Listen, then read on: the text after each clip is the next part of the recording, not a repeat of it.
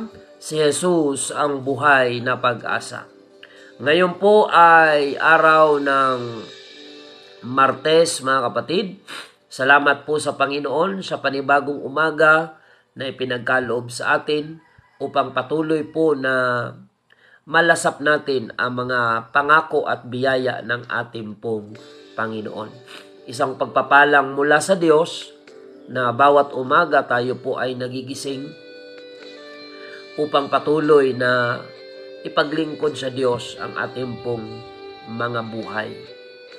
Sa programang ito, wala tayong ibang layunin kundi upang ipahayag ang kabutihan ng Panginoon at iparating sa ating mga kababayan ang panawagan ng Panginoon patungkol sa kaligtasan na kailangan ng ating pong mga kaluluwa sa araw ng pagparito ng ating Panginoong Hesukristo. Ang programang ito ay hatid po sa inyo ng United Pentecostal Church Bulan, na kung saan araw-araw po nating napapakinggan dito po sa radyo sa Newgen FM 100.7. Salamat din sa aking mga kasama sa programang ito na sa ibang araw ay take over ng ating pong program. Si Sister Ellen Retoma tuwing Sabado, pagpalain po kayo ng Panginoon. Si Pastor Alfred Generalo ng UPC Matnog tuwing araw ng Linggo at Lunes, kasama niya sina Brother Raymar, Brother Jerry Boy, and sina Brother Angelo. So salamat po sa ating Panginoon na sa programang ito ay meron tayong mga katuwang, kaagapay na natuto na po ng salita ng Diyos. Ilan sa mga nagte-take over ng ating programa, mga kapatid, ay bunga na po mismo ng programang ito. Si Jesus ang buhay na pag-asa. So yan po ay patotoo na ang Diyos ay kumikilos sa bawat mensahe na ating pong ipinapahayag sa programang ito. Ay dama po natin ang pagkilos ng Panginoon sa buhay ng mga taong nakikinig. At yan po ang aming panalangin, mga kababayan, na sa bawat umaga na maririnig nyo po ang programang ito at ang salita ng Diyos, ay maging kasangkapan po kami sa maliliit po naming kakayahan, ay kasangkapanin po kami ng Panginoon upang maiparating sa inyo ang mensahe na kailangan ng inyong kaluluwa saan man po kayo naroroon. Kagalakan po namin na maging bahagi sa inyong espiritual na buhay, sapagkat yun po ang desire ng aming puso, ang maging kasangkapan ng Panginoon sa kaligtasan ng maraming mga kaluluwa. Purihin ang Diyos, mga kapatid, at sa mga nais pong magpaabot ng inyong mga mensahe, pwede po kayo mag-text sa 0951-932-0038. 0951-932-0038. Yan po ang ating contact number, mga kapatid. Kung kaya mag-message po kayo sa page ng UPC Bulan Church. Kung meron kayong mga prayer request, mga testimonies, kung paano po kayo naabot at napagpapala sa pamamagitan ng programang ito, kung paano kayo hinipo ng Panginoon, mga kapatid, at inaabot ng Diyos sa pamamagitan ng mga mensahe na ating pong ipinapahayag. Ang Panginoon ay patuloy po nating mapaglingkuran, makilala natin ang nag-iisang Diyos, walang iba kundi ang ating Panginoong Hesukristo. Patuloy po tayo, mga kapatid. Good morning sa ating mga kapatiran sa United Pentecostal Church Bulan, sa 3 congregation na ating pong pinangangasiwaan sa tulong at biyaya ng ating Panginoon. Good morning sa ating mga kapatiran dyan sa congregation ng Magsaysay Bulan. Pagpalain po kayo ng Panginoon at patuloy tayo maglingkod ng may katapatan sa ating Panginoon. Good morning din sa ating mga kapatiran dyan po sa congregation ng Santa Remedios Bulan. Pagpalain po kayo ng ating Panginoon. Ganon din ang ating congregation dito po sa Iquirino Bulan. Pagpalain po tayong lahat ng ating Panginoon. Salamat sa Diyos sa magandang pagkakataon last Sunday sa ating pong malaking pagtitipon dito po sa UPC Compound, Iquirino, Bulan. Salamat sa maraming mga bisita na nakadalo at napagpala mga kapatid, at sa lahat ng mga kapatiran na nag-invite ng mga visitors. Maraming salamat mga kapatid. Pagpalain po kayo ng ating pong Panginoon. Purihin ang Diyos mga kapatid. Good morning sa aking classmate diyan po sa Singapore. Ayan, si Bicolanang Magayon. So di ko alam kung sino ito mga kapatid. Pakibigyan na lang ako ng idea kung sino itong aking classmate na sa Singapore na nanonood sa atin ngayon. Marami tayong naging kaklase sa buong panahon na tayo po ay nag-aaral mga kapatid. Purihin ang Diyos at salamat sa aking mga kamag-aral na nagbubukas ng puso upang ang Panginoon ay maging bahagi ng inyo pong mga buhay. I-bless po kayo ng ating Panginoon. Tuloy po tayo mga kapatid sa ating programa. Sa mga nais pong mag-request ng Bible study, patuloy po kami nag-offer ng libreng serbisyo. Sa mga nais pong request ng Bible study mga kapatid, ayan, si classmate Jocelyn Marmol. Ayan, taga-Lapinig po ito mga kapatid. Kaklase ko ito nung elementary. Siya po ay nasa Singapore ngayon. Meron po tayong church dyan sa Singapore, United Pentecostal Church. I-search nyo lang po. At pwede kayong makadalo dyan sa Singapore. Ayan, Sister Jocelyn Marmol. Ayan, kaklase ko siya sa elementary. Dyan po sa Lapinig, Magallanes, Sorsogon. Good morning kay Nanay Erlinda Prut ng Arizona, USA. Nay, pagalingin po kayo ng Panginoon sa inyong pinagdadaanang pagsubok physically. Ang buong church ay nananalangin para po sa inyong kagalingan. At good morning kay Ramser Oso. Pagpalain kayo ng Panginoon. Si Sir Ray Galo Sr., good morning. Si Brother Andy Orozco, good morning.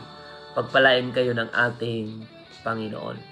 So, wala po akong monitor ngayon kaya hindi ko masusundan yung mga pangalan na ating pong dapat ma-recognize. Ipagpaumanhin nyo po. So, Nanay Erlinda Prut ng Arizona, USA, sabi niya, thank you all for your prayer. So, patuloy po namin kayong ipapanalangin at tanggapin nyo po ang kagalingan sa inyo pong physical at kalakasan, at ang inyong buong family ay i-bless po kayo ng Panginoon. Sister Evelyn Punsalan watching from Palau. Ayan, may prayer request siya mga kapatid sa kanyang asawa na si natabunan yung pangalan. So, ipagpipray po natin yung inyong prayer request. Sister Donna Hermino, ayan, pagpalain kayo ng ating Panginoon. Thank you for watching. So mga kapatid, inaanyayahan po natin ang ating mga kababayan dito po sa Bayan ng Bulan. Okay, wait lang. Medyo malamig.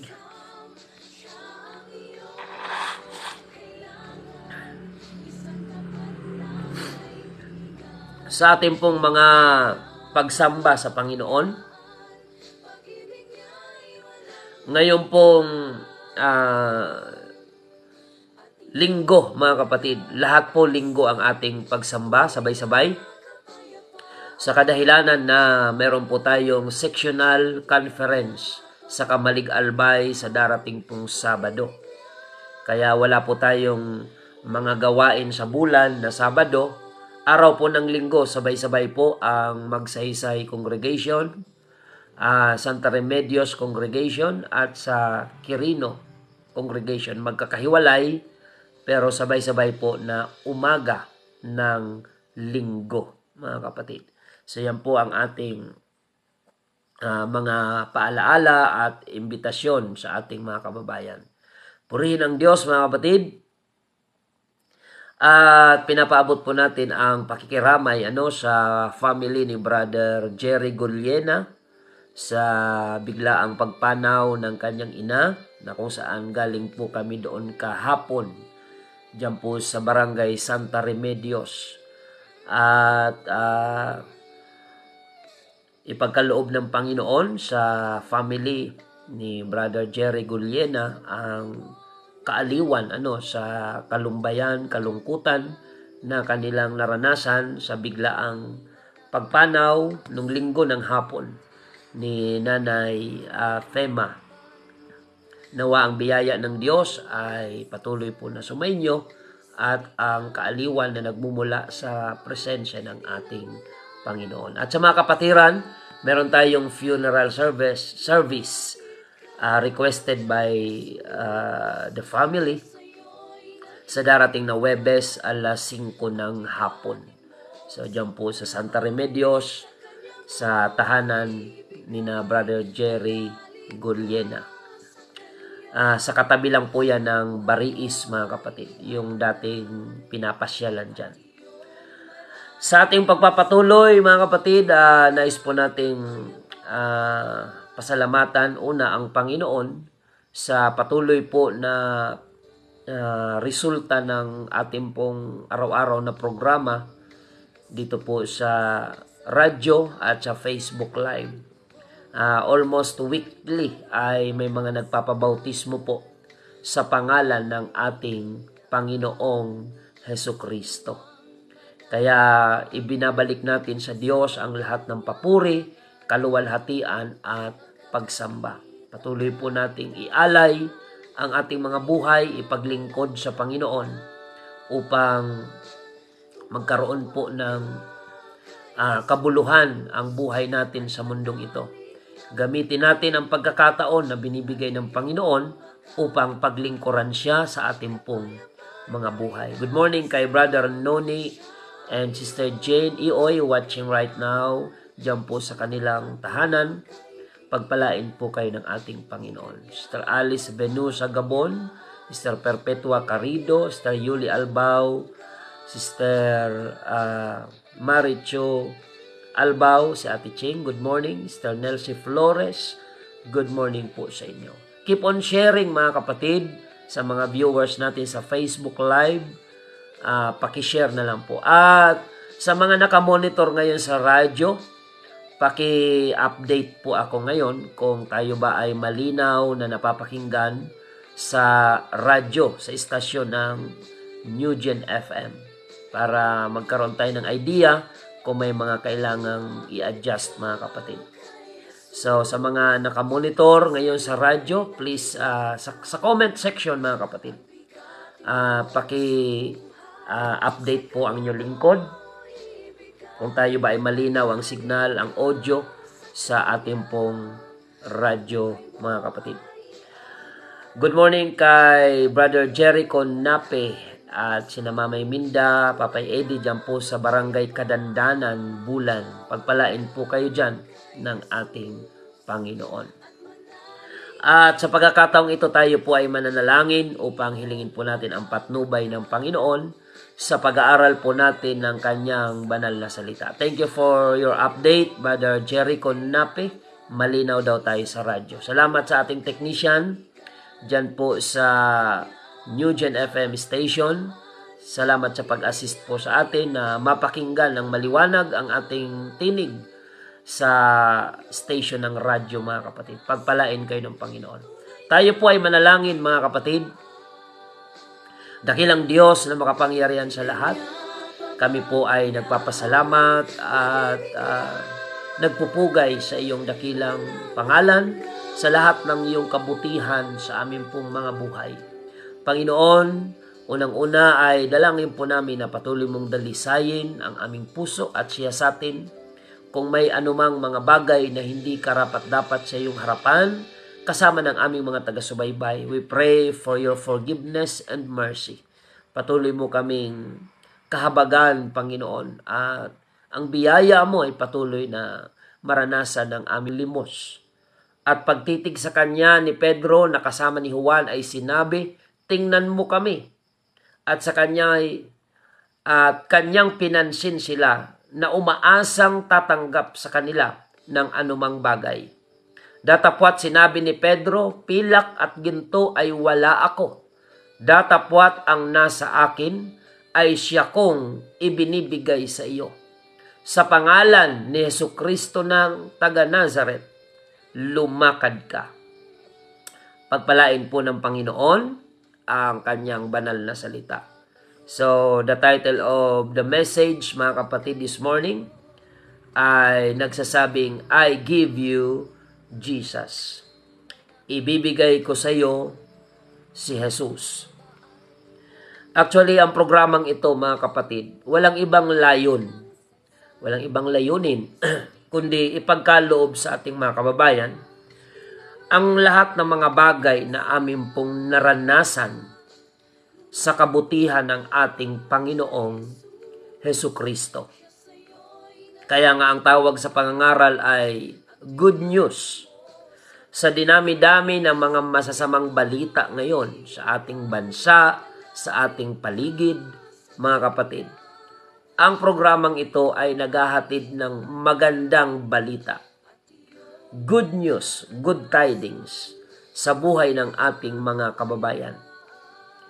Nabasa natin ang isang senaryo, mga kapatid, na kung saan sa panahon ni Pedro at ni Juan, habang sila ay papasok sa templo, mga kapatid, upang manalangin sa Panginoon, ay nadaanan po nila doon sa tinatawag na beautiful gate, yung nakahandusay na isang tao, na kung saan siya po ay lumpo mula pa sa kanyang pagkabata. So, ibig sabihin, di niya naranasan sa kanyang buhay na siya ay maglakad, makatayo, at makagawa ng mga normal na gawain ng isang taong walang kapansanan. Since birth, mga kapatid, mula pagkabata, siya po ay lumpo. At ang sabi ng Biblia ay dinadala siya ng kanyang mga kamag-anak doon sa beautiful gate upang makilimos. At isang araw, dumaan si Pedro at si Juan, at itong nakikilimos na ito ay may mataas na expectation kay Pedro at kay Juan. Sabi ng binasa natin, siya'y umaasa na tatanggap ng limos. Ngunit ang sabi po ni Pedro, ginto at pilak ay wala ako. Ngunit kung anong nasa akin ay ibibigay ko sa iyo. Silver and gold have I none. Subalit, kung ano ang nasa akin ay siyang ibibigay ko sa iyo. Sa pangalan ng Panginoong Hesukristong taga Nazaret ay lumakad ka. Alam niyo, mga kapatid, mayroon tayong kasabihan that we cannot give something we don't have. Hindi tayo pwedeng magbigay sa iba ng mga bagay na wala naman sa atin.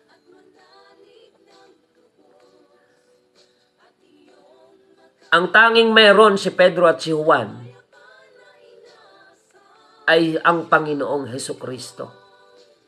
Pero ang expectation ng lumpo ay limos.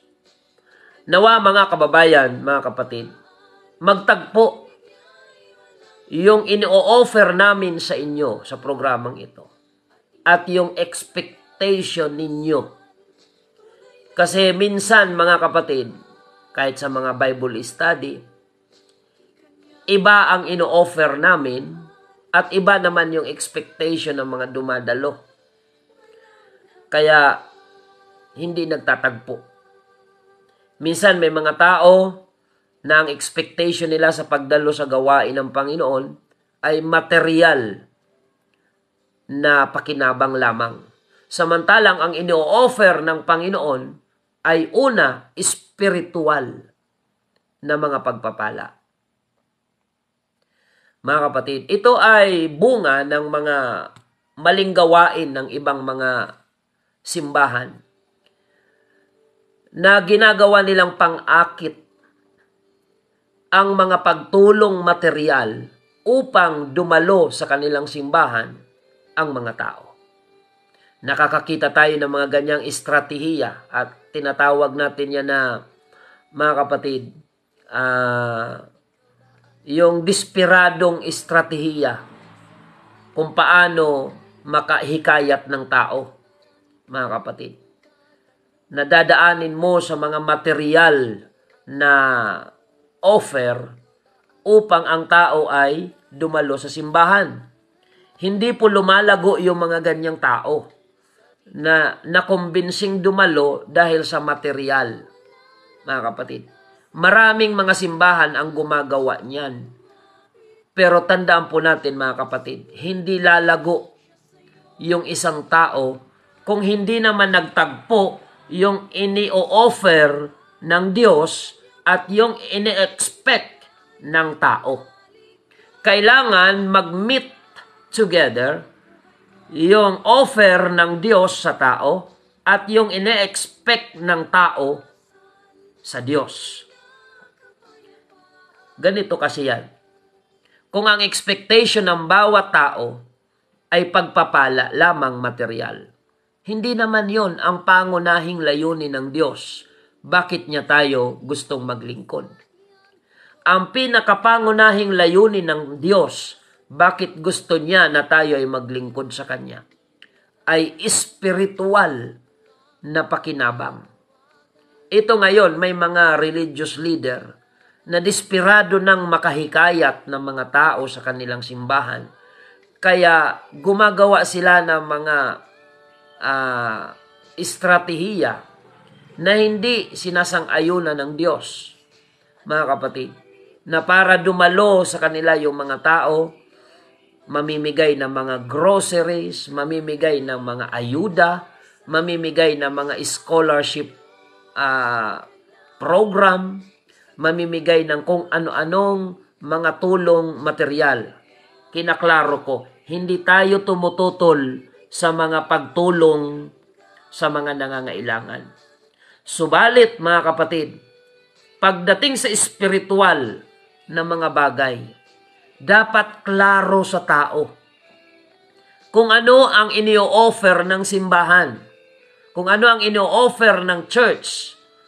Kagaya ng sinabi ni Pedro, prenangka niya yung nakikilimos. Hindi po masama magsabi ng totoo, mga kapatid. Ang sabi ni Pedro doon sa nakikilimos, ginto at pilak ay wala ako. Subalit, kung ano ang nasa akin, ay ibibigay ko sa iyo. Sa pangalan ni Jesucristong taga Nazaret, ay lumakad ka. Alam nyo ba, mga kapatid, for the first time sa buhay ng taong lumpo na ito, ay nakatagpo niya yung totoong sagot sa kanyang suliranin. Mga kapatid, ano ba ang pinakapapangarap ng isang taong lumpo? Kung ikaw ay lumpo, wala kang ibang papangarapin kundi ang makalakad. Pero bakit siya nakikilimos? Limos ba ang sagot sa kanyang pagiging lumpo? Hindi po, mga kapatid. Hindi limos ang sagot sa pagiging lumpo ng taong ito. Ang sagot ay makalakad siya. Pero dahil walang makapagbigay sa kanya ng tumpak na sagot sa kanyang pangangailangan, ay inaaliw na lamang niya araw-araw ang kanyang sarili sa mga kakapiranggot na limos na ibinibigay ng mga tao sa kanya. Pero tandaan natin, hindi limos ang kanyang totoong kailangan. Ang kailangan niya ay makalakad siya. Subalit dahil walang makapagbigay nito sa kanya, nagtsatsaga siya sa araw-araw na limos. Alam nyo, mga kababayan, marami tayong mga namamasdan ngayon sa paligid. Sa araw-araw po nating pakikipaghalubilo sa mga tao, marami tayong namamasdan na katulad nitong lumpo na ito. Hindi man sila literal na lumpo. Mayroon silang totoong pangangailangan, pero hindi nila mahanap ang kasagutan. Kaya inaaliw na lamang ng maraming mga tao ngayon ang kanilang sarili sa kung ano ang may offer ng mundo na parang limos. May problema ka, hindi mo mabigyan ng kasagutan, may mga tao na naandun, inaaliw ang kanilang sarili sa mga panandaliang aliw ng sanlibutan. Pero tandaan po natin, ang panandaliang aliw ng sanlibutan ay katulad ng limos na binibigay doon sa lumpo, na araw-araw ay kulang, kaya araw-araw ay kailangan niyang bumalik uli doon upang makilimos muli. Subalit isang araw ay nakatagpo niya si Juan at si Pedro na may dala-dala na totoong kasagutan sa kanyang kalagayan. Mga kaibigan, mga kababayan na nakikinig ngayong umaga, maaaring mayroon kayong matagal ng suliranin sa inyong buhay. Maaaring kayo ay matagal ng gapos ng kasalanan, ng bisyo, na siyang lumulumpo sa inyong buhay sa harapan ng Diyos. Mga paniniwala na humahad lang sa katotohanan ng Diyos. Ano ba ang mga lumulumpo sa buhay ng ating mga kababayan? Makamundong mga gawa, tradisyon, kasalanan, mga maling paniniwala at prinsipyo sa buhay. Yan ang lumulumpo sa marami sa ating mga kababayan sa espiritual na kalagayan. Ngayong umaga, mga kapatid, ginto at pilak ay wala kami. Subalit kung anong nasa amin ay ibibigay namin sa inyo sa programang ito. Sa pangalan ng Panginoong Hesukristong taga Nazaret, lumaya ka, pagpalain ka, pagalingin ka. Sa pangalan ng Panginoong Hesukristong taga Nazaret, tanggapin mo ang kapatawaran, biyaya at habag ng ating Panginoon upang hindi ka nalulumpuhin ng mga makasalanang gawa.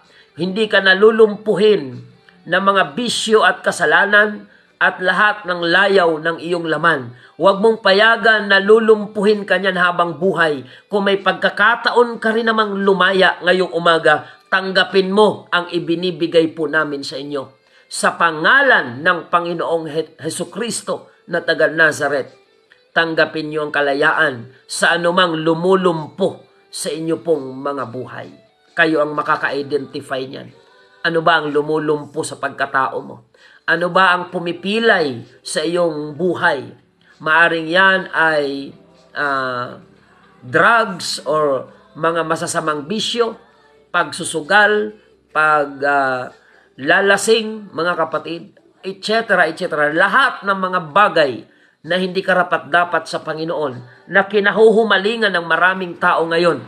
Yan ang lumulumpo spiritually sa buhay ng marami nating mga kababayan. At kung tatanggapin mo ngayon, kung ano ang mayroon ako, mayroon kami, na aming naranasan, mga kapatid, kagaya ng aking sinabi a while ago, that we cannot give something we don't have. Hindi mo pwedeng ipamigay ang isang bagay na hindi mo muna tinanggap.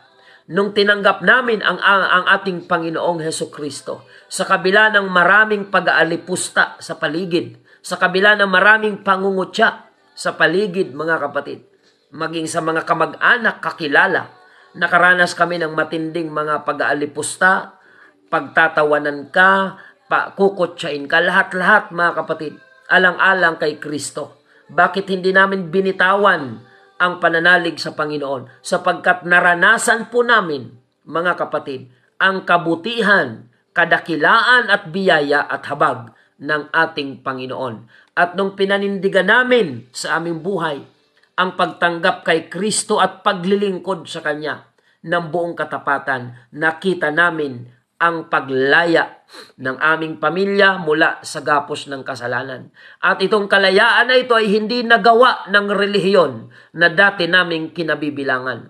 Tanging si Jesucristo lamang ang nakapagpalaya sa amin mula sa mga gapos ng kasalanan sa sanlibutan ito. Kaya naman, sa mga taong nakikita po namin sa bawat araw na ginagapos at nilulumpo ng kasalanan at makamundong mga gawa, kung paanong pinalaya kami ng Panginoong Jesucristo, yan din ang aming ibinibigay sa inyo. Mga kapatid, ginto at pilak sa programang ito ay wala kayong mapapala sa amin. Mga material na pakinabang sa programang ito, wala kayong matatanggap mula sa amin. Ngunit kung ano ang tinanggap namin sa aming buhay, na walang iba kundi ang Panginoong Jesucristo, yan ang ibinibigay namin sa inyo. Higit pa yan sa mga ayuda na tinatanggap natin na pagkatapos ng ilang araw ay mauubos din naman. Higit pa yan sa mga pabor material na tinatanggap natin sa mga politiko na pagkatapos ng ilang araw ay mauubos din naman. But when you have Jesus in your life, mga kapatid, you have everything. And your life will be complete, mga kapatid, kapag nasa iyo ang Panginoong Jesucristo. At upang matanggap mo ang pagpapalang yan, na ang Panginoong Jesucristo ay iyong makilala, kailangan mo ng ganitong pangangaral. Kailangan prangkahin ka. Kagaya ng pagpaprangka na ginawa ni Pedro doon sa nakikilimos. Ang sabi niya, ginto at pilak ay wala ako. Subalit kung anong nasa akin ay ibibigay ko sa iyo. Salamat na lang. Sapagkat hindi tinanggihan ng lumpo ang alok ni Pedro. Nung inalok ni Pedro ang lumpo, kung anong meron siya, ano ba meron si Pedro? Si Jesus Christ. Dahil nung tinawag ng Panginoong Hesus si Pedro, iniwan ni Pedro at ng mga alagad na kasama niya kung ano ang kanilang mga pinagkakaabalahan. Sila ay mga mangingisda before.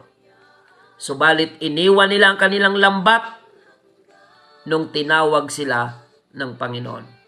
Kaya ano nga naman ang maibibigay ni Pedro na material doon sa nakikilimos? Wala. Pero kapalit ng material na bagay na iniwan ni Pedro, si Jesus Christ ay kumukumpleto ng kanilang buhay. Kaya kaibigan at kapatid, meron ka bang suliranin sa iyong kaluluwa? Ang kasagutan niyan ay ang Panginoong Jesucristo.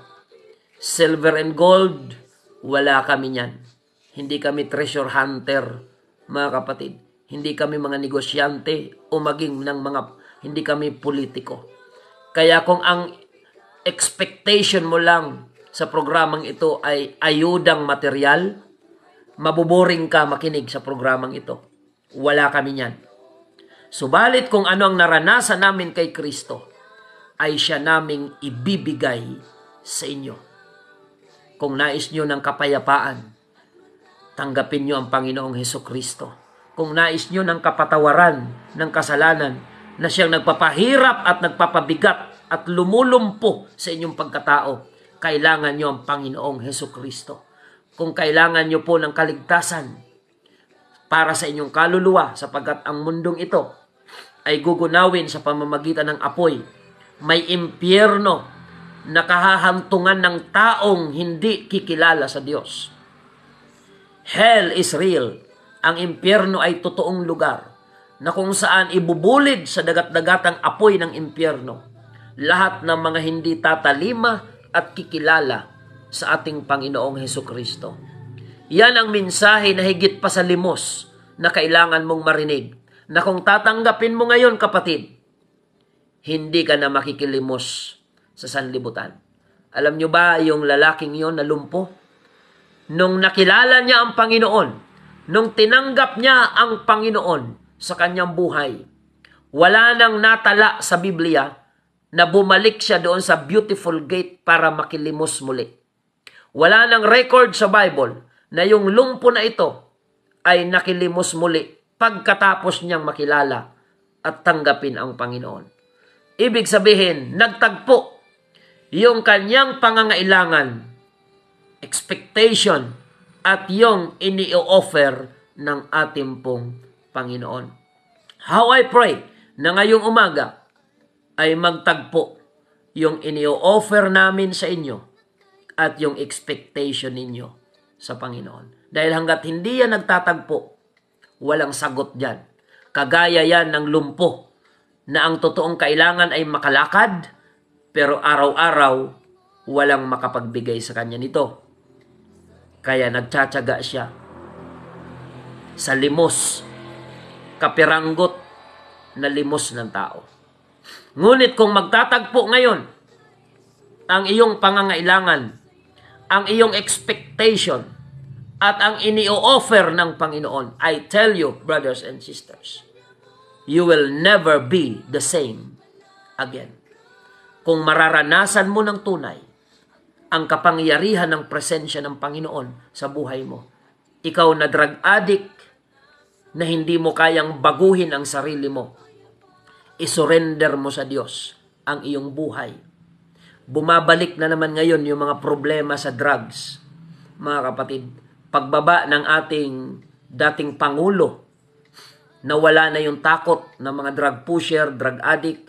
Kaya ngayon, mamamasdan mo na naman yung mga krimen, yung mga resulta ng masasamang bisyo, mga related sa drugs na mga crime. Mga kapatid, ikaw na alipin ng masamang bisyo, ilapit mo at isuko sa Panginoon ang iyong buhay. Huwag limos ang iyong hingiin sa Diyos. Ang kailangan mo ay si Kristo ang maghari sa iyong buhay. Dahil yan ang magbibigay sa iyo ng tunay na kalayaan, tunay na kaligtasan. Coming to Jesus is receiving what your real need, physically and spiritually. Mga kapatid. Kaya dapat tama ang expectation natin. Tumutugma sa kung ano ang ini-offer ng Panginoon. Pag lumapit ka sa Diyos, hindi para konsentihin ang iyong kasalanan. Gaano ka man karumi, gaano ka man ka makasalanan, welcome ka sa church. Pero hindi para magpatuloy sa kasalanan. Payagan mo ang Diyos na sawayin ka sa pamamagitan ng mga ngaral. Payagan mo ang Diyos na ituwid ka. Masakit yan. Natatamaan ka ng pangangaral, pero hindi para ikaw ay personalin, kundi para ikaw ay ayusin ng ating Panginoon. Mga kapatid, sabi ng Biblia, he that covereth his sin shall not prosper. Ang nagtatakip ng kanyang kasalanan ay hindi giginhawa. Kaya kung hirap ka na sa iyong kasalanang daladala, huwag mong takpan ang iyong kasalanan. Repent and turn away from your wickedness. Come to Jesus and He will forgive you. Pagsisihan mo ang iyong kasalanan. Kung ikaw ay hindi pa bautismado sa pangalan ng Panginoong Hesukristo, ikaw ay magpabautismo sa pangalan ng Panginoon. Kung ikaw naman ay backslider, manumbalik ka na sa paglilingkod sa Panginoon bago pa mahuli ang lahat. Kung ikaw ay may masamang bisyo, bago pa yan lubusang makasira sa iyong buhay, sa iyong pamilya, sa iyong pangalan. Maraming mga tao ang dahil sa bisyo nasira ang pamilya, nasira ang pagkatao, nasira ang kanilang reputasyon, nasira ang kanilang profesyon, mga kapatid, dahil sa masamang bisyo. But I tell you mga kapatid, kapag tinanggap nyo ang inio-offer namin sa inyo sa programang ito, walang iba kundi ang Panginoong Hesukristo. Tunay na kalayaan ang tatanggapin ninyo. Maraming salamat sa inyong pagsubaybay. Nawa, mga kapatid, higit pa sa ginto at pilak ang matanggap nyo ngayong umaga. Dahil ginto at pilak, material yan na pangmundo. Ngunit ang ini-offer namin sa programang ito ay kayamanang espiritual na eternal ang pakinabang sa kaluluwa nyo. Mahal po kayo ng Diyos, mga kababayan, mga kapatid. Yung mga adik sa drugs, adik sa sugal, adik sa sabong, adik sa alak, sa sigarilyo, hindi nyo kayang baguhin ang sarili nyo without the power of the presence of God. Marami na ang nangarap magbago, ngunit hindi nila nagawa dahil wala sila sa Panginoon. Mga kapatid, kahit yung mga pinaparehab, bumabalik yan sa bisyo kapag hindi talaga si Kristo ang naging tunay na sentro ng kanilang buhay. Naalala nyo mga kapatid, sa panahon ng ating dating Pangulong Duterte, na milyon ang sumurrender na drug user. Nasaan sila ngayon, mga kapatid? Ang tanong, nasaan sila ngayon? Yung mga nilekturan, mga kapatid, sa panahon ng kanilang pagsuko, one time nung ako ay nag-lecture, mga kapatid, sinabi ko sa kanila na kung ang inyong pakikinig sa salita ng Diyos is just for compliance, kasi yung mga sumurrender noon ay obligadong makinig sa mga pastor. Mga kapatid, prinangka ko sila. Dahil may mga pulis doon. Kung kayo ay nakikinig sa lecture na ito, just for compliance, hindi kayo mababago. Nakikinig lang kayo dahil obligado kayo, dahil identified kayo na user, nakabantay ang pulis, nag-lecture kami mga pastor, sinabihan ko yung mga drug user, kung kayo ay nakikinig lang dahil obligado kayo, di kayo mababago. Pero kung kayo ay nakikinig na bukas ang puso at handang isuko sa Panginoon ang inyong buhay, hindi nyo nababalikan ang mga bisyo na ikinasisira ng inyong buhay. So huwag tayo makinig ng Word of God just for compliance only. Listen to the Word of God for the purpose of surrendering your life, your entire life, to the power of God. Yan ang tunay na paglapit sa Panginoon. Hindi lang para sabihin na nag-Bible study ka. Hindi para pakitang tao, kundi isurrender mo talaga sa Diyos ang buong buhay mo. Doon mo matatamo ang katugunan na iba sa limos ng sanlibutan. Ang kailangan mo ay si Jesus. At kung papayagan mo siyang maghari sa buhay mo sa pamamagitan ng mensahe na narinig mo ngayong umaga, hindi ka na magiging katulad ng dati. Yung lumulumpo sa iyo na mga kasalanan, palalayain ka dyan ng Panginoon. At isang araw, baka isa ka rin sa mga magpapatotoo na nagkinabang ka ng bisa ng kapangyarihan ng Diyos nung isinuko mo sa Diyos ang iyong buhay. Wala kaming maibibigay sa inyo na hindi muna namin naranasan kay Kristo. Our personal testimonies. Yan ang aming weapon to bring to you the message that there is hope in Jesus' name. And in fact, He is the only hope for our soul. The name of Jesus Christ. That's all for today, brothers and sisters. And I pray to God that the Lord will talk to your heart directly, mga kapatid, while you are listening and watching our program this morning. Pagpalain kayo ng ating Panginoon. Tayo po ay manalangin sa ating pagtatapos. Panginoong Jesus, kami po ay nagpapasalamat sa pagkakataong ito na alam po namin na habang ipinapahayag po namin ang iyong mensahe, ikaw ay kumikilos, nangungusap sa puso at isipan ng aming mga taga-subaybay. Anumang lumulumpo ng mga kasalanan sa buhay ng aming mga kababayan na ngayon ay nakikinig at nanonood sa programang ito, abutin mo po sila, Panginoon, ng iyong mapagpalang kamay. Anumang mga umaalipin sa buhay ng aming mga taga-subaybay, drugs, sugal, alak, pambababae, homosexuality, lahat ng uring pang-aalipin ng demonyo sa buhay ng aming mga kababayan, we pray for complete freedom and salvation. Hindi yan magagawa ng ginto at pilak o material na bagay. Ikaw lamang ang makapagbibigay niyan sa buhay ng aming mga kababayan.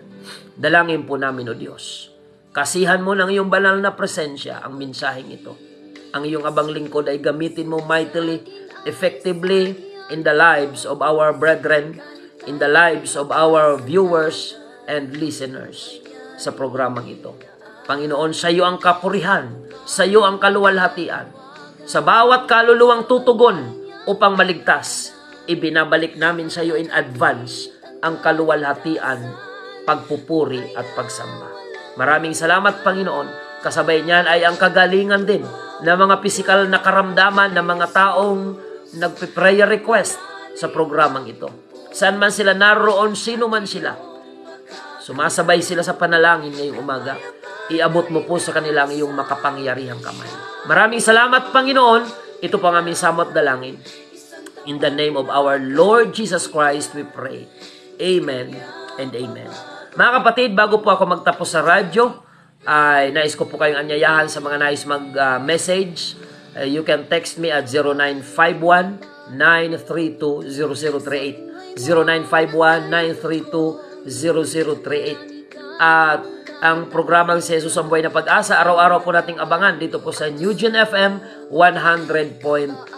Kung kayo ay napagpala, mga kapatid, kung kayo ay nais maglingkod sa Diyos, kontakin niyo po ang inyong lingkod at ang United Pentecostal Church Bulan ay nakahanda na i-assist po kayo upang sama-sama tayong maglingkod sa Panginoon. Muli, ito po ang inyong lingkod, Pastor Rander Rosare ng United Pentecostal Church Bulan na nagpapasalamat sa inyong pagsubaybay.